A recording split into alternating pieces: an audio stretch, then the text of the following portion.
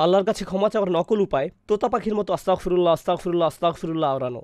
অনেকে এটা এতই কৃত্রিমভাবে করে যে আলী রাদিয়াল্লাহু আনহু একবার একজনকে এমন করতে দেখে বললেন, তোমার ইস্তিগফারের জন্য ইস্তিগফার করা লাগবে, কারণ আপনার জিভ শুধু কতগুলো আরবি শব্দ আওড়াচ্ছে, আর কিছুই না। আল্লাহর কাছে সত্যিকারের ক্ষমা চাইতে আমাদেরকে বাধা দেয় একটা জিনিস, নিরাশা। কিছু মানুষ ধরেই নিয়েছে যে আমি অনেক খারাপ কাজ করেছি, আল্লাহ আমাকে খুব একটা পছন্দ করেন না। অনেকে আবার এমনও বলে, আমি নিজের কানে শুনেছি যে আল্লাহ আমাকে ঘৃণা করেন, আল্লাহ আমাকে ঘৃণা করেন, আল্লাহ আমাকে দেখতে পারেন না, আল্লাহ আমার উপর রেগে আছেন কারণ আমি অনেক অনেক খারাপ কাজ করেছি। আমি জানতাম আল্লাহ চান না আমি এটা করি, তাও আমি করেছি, বারবার করেছি। তাই ভালো মানুষের লিস্ট থেকে আল্লাহ আমার নাম কেটে দিয়েছেন। আমার প্রার্থনার কোনো মূল্য নেই। এবং যখন কেউ এরকম বিশ্বাস পোষণ করে তখন সে অন্যদের কি বলে জানেন? আমি খুব খারাপ মানুষ, আপনি কি আমার জন্য দোয়া করতে পারবেন? কারণ আমার তো লিস্টে নাম নেই, আপনার নিশ্চয়ই আছে, তাই আপনি আমার হয়ে দোয়া করুন। আল্লাহ অন্তত আপনার কথা শুনবেন, তার সাথে আপনার ভালো সম্পর্ক, হয়তো এটাই আমার একমাত্র সুযোগ, কারণ আল্লাহ আমার নিজের দোয়া কখনোই শুনবেন না। চলো নূহ আলাইহিস সালামের কথায় যাই। তিনি কাদেরকে ক্ষমার প্রস্তাব দিয়েছিলেন? পৃথিবীর সবচেয়ে অবাধ্য জাতিগুলোর একটিকে। তারা লাগাতার আল্লাহর অবাধ্যতা করত। নূহ আলাইহিস সালাম তাদের বললেন, তোমরা যদি ক্ষমা চাও তাহলে আল্লাহ তোমাদের ক্ষমা তো করবেনই, উপরন্তু তিনি তোমাদের জন্য পৃথিবীর প্রাচুর্যের দরজা খুলে দিবেন। মানে আপনি নিজের ব্যাপারে নিরাশ হতে পারেন না, আপনি নিজেকে বলতে পারেন না আমি খুব বেশি নিচে চলে গেছি, ক্ষমা প্রার্থনা করা আমাকে মানায় না। অন্যরা হয়তো পারে, কিন্তু আমার ক্ষমার দিন শেষ, আমি আশার অতীত। মা আমার জন্য দোয়া করলেও করতে পারে, অথবা অমুক ভালো লোক আমার জন্য দোয়া করতে পারেন। আর এখানেই শয়তান এসে জুড়ে বসে, মানুষের হতাশার সুযোগ নিয়ে সে আরও খারাপ জিনিসের দরজা খুলে দেয়। সেটা কি জানেন? শিরক। শয়তান নকল ধর্মগুলো নিয়ে এসে তাকে বলে, তুমি খুব বড় গুনাহগার, জিসাস তোমাকে ক্ষমা করবেন। তুমি জিসাসের উপাসনা করো, তিনি তোমার হয়ে ঈশ্বরের কাছে ওকালতি করবেন। অথবা অমুক পীরের কবরে যাও, তার কাছে প্রার্থনা করো, তার কবরের সামনে মন্ডা মিঠাই রেখে আসো, তাহলেই সে আল্লাহর কাছে তোমার সমস্যাগুলোর সমাধান চেয়ে নিবে, কারণ তুমি খুব বড় গুনাহগার। তুমি সরাসরি আল্লাহর কাছে চাইতে পারো না, কিন্তু পীর সাহেব আল্লাহর কাছে সম্মানীয়, তাই তার মাধ্যমে আল্লাহর কাছে পৌঁছাতে পারবে। এভাবে শিরকের দরজা খুলে যায়। ঈমান এবং তাওহীদের মূল তাৎপর্য হলো আল্লাহর সাথে আমাদের সরাসরি সম্পর্ক। এটাই লা ইলাহা ইল্লাল্লাহ এর অর্থ। এর উদ্দেশ্যই হলো আপনি আপনার প্রয়োজনগুলো আল্লাহর কাছে সরাসরি ব্যক্ত করবেন। এবং আমি নিজে ও আপনাদেরকে স্মরণ করিয়ে দিচ্ছি, আমাদের যেই জিনিসটা সবচেয়ে বেশি প্রয়োজন সেটা হলো ইস্তেগফার। এখন ইস্তেগফার হতে পারে তোতা পাখির মতো জপ করা, অথবা হতে পারে মনের গভীরের উপলব্ধি। মানুষ মূলত নিন্দা সহ্য করতে পারে না। আমি যদি আপনার কোনো একটা ত্রুটি ধরিয়ে দিয়ে বলি, শুনলাম আপনি এটা বলেছেন, আপনি কেন এমন বললেন? আপনি বলবেন, আমি ওভাবেই বলিনি, তুমি বুঝবে না আমার সমস্যা, না বুঝি কথা বলো না, তুমি পুরো ব্যাপারটাই জানো না। অথবা বললাম, আমি দেখলাম তুমি এটা করেছো, সাথে সাথে আপনি রেগে যাবেন।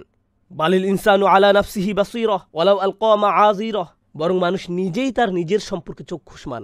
যদিও সে তার অজুহাত পেশ করতে চাইবে, আল্লাহর কাছে ক্ষমা চাইতে হলে আপনাকে একটা সময় বের করতে হবে।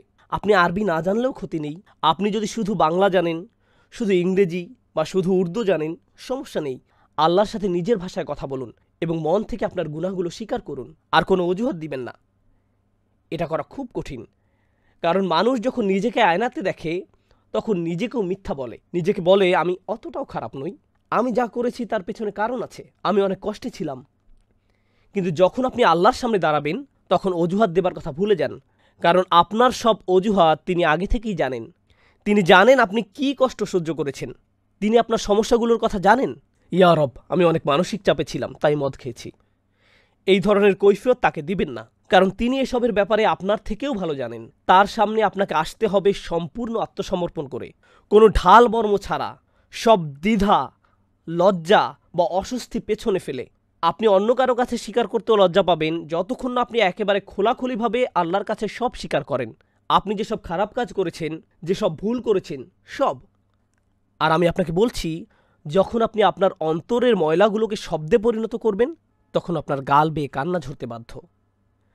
মানুষ যখন কারোর সামনে মনের সব ঢাল বর্ম খুলে ফেলে, বিশেষ করে আল্লাহর সামনে, তখন তার চোখ দিয়ে পানি ঝরবেই ঝরবে, কারণ সেটা খুব দুর্বল একটি মুহূর্ত। দুনিয়াকে আপনি দেখাতে চান আপনি কতটা শক্তিশালী আর আত্মবিশ্বাসী, আপনি কতটা ভালো আছেন। যেই আপনাকে দেখে ভাবে যে সব ঠিক আছে, কিন্তু একমাত্র যিনি জানেন যে সব ঠিক নেই, অনেক সমস্যা আছে, তিনি হচ্ছেন আল্লাহ। আপনাকে তার কাছে সব খুলে বলতে হবে। তখনই আপনি সত্যিকারের ক্ষমা চাওয়ার পর্যায়ে যাবেন। তখন আপনি সিজদায় ভিক্ষা চাইবেন। আর তখন আস্তাগফিরুল্লাহ আস্তাগফিরুল্লাহ শুধুই কতগুলো শব্দ হবে না, তখন সেটা হবে আল্লাহর সাথে একটা সত্যিকারের কথোপকথন। আল্লাহ আজ্জা ওয়া জাল্লার কাছে সত্যিকারের স্বীকারক এটা যে কতটা কার্যকরী সেটা নিজে করে দেখুন। আপনার একান্ত নিজের জন্য একটা সময় বের করতে হবে, আর কেউ যেন কিছু শুনতে না পায়। হয়তো মধ্যরাত আপনার জন্য সঠিক সময় না, যদি এমন হয় যে আপনার স্ত্রী আপনার পাশে শুয়ে সব শুনতে পাচ্ছেন। হয়তো আপনি যখন গাড়িতে একাকী বসে আছেন সেটাই সময়। একা হওয়াটাই জরুরি। এটা আপনার আল্লাহর সাথে একান্ত সময়, এবং কথাগুলো উচ্চারণ করুন, নিজেকে বলতে শুনুন, আস্তাগফিরুল্লাহ আস্তাগফিরুল্লাহ আস্তাগফিরুল্লাহ, ফিসফিস করে বলবেন না। আর যদি আপনি কয়েকটা দোয়া আরবিতে মুখস্থ করে তোতা পাখির মতো আওড়াতে থাকেন, যেগুলোর অর্থ আপনার অজানা, সেই দোয়াগুলো অনেক সুন্দর ও জোরালো, আপনি সেগুলো আওড়াচ্ছেন অথচ আপনার মন সেগুলো বলছে না, শুধু আপনার জিভ বলছে, তাহলে আপনি ইস্তেগফার চাওয়া শুরুই করেননি। আপনি যে আরবি দোয়াগুলো বলছেন তার জন্য আল্লাহ আপনাকে প্রতিদান দিন, কিন্তু এটাকে ইস্তেগফার বলে না। ইস্তেগফার অন্য জিনিস। এবং যখন অশ্রু ঝরে, যখন মনের দ্বিধা খুলে যায়, তখন প্রাচুর্যের